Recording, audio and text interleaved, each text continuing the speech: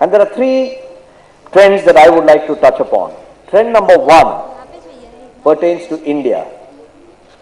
And that is that whereas the whole world, every country around the world has developed on a certain path, in a certain sequence, step 1, 2, 3, 4, 5, India has developed exactly in the opposite direction. 5, 4, 3, 2, 1. As a result, foreigners find it very difficult to understand India. Indians find it even more difficult to understand India. What do I mean by this? And I call this trend number one. You look at any country in the world, United States, Europe, China, Japan, Korea, Taiwan, Malaysia, most of them began by dealing with agriculture and improving agricultural productivity and land reform. And then they moved into low value added, labor intensive manufacture like garments and shoes and stuff like that. And then they built out the infrastructure in their country, roads, ports, electricity. And then they moved into higher value added manufacturing, from shaped metals to auto components to assembled engineered products. And then finally they went into services.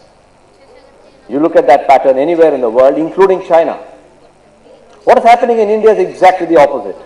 We have built out our services sector, and we are very proud of the services sector.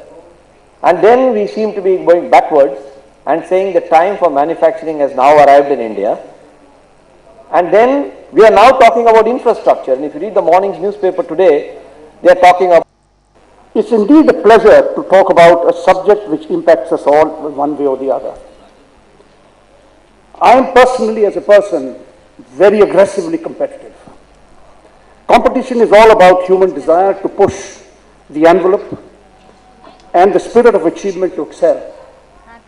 According to a legend, the ancient Olympic Games were founded by Hercules.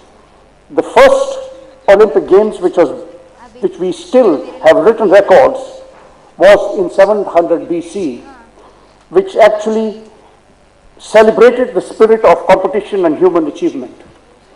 So competition is nothing new. Competition today is just not an occasional market theory to dabble in. It has become a way of life for all of us. I strongly believe that competition is the engine which drives innovation. In fact, I go a step forward and emphatically state that human evolution would not have been possible without competition.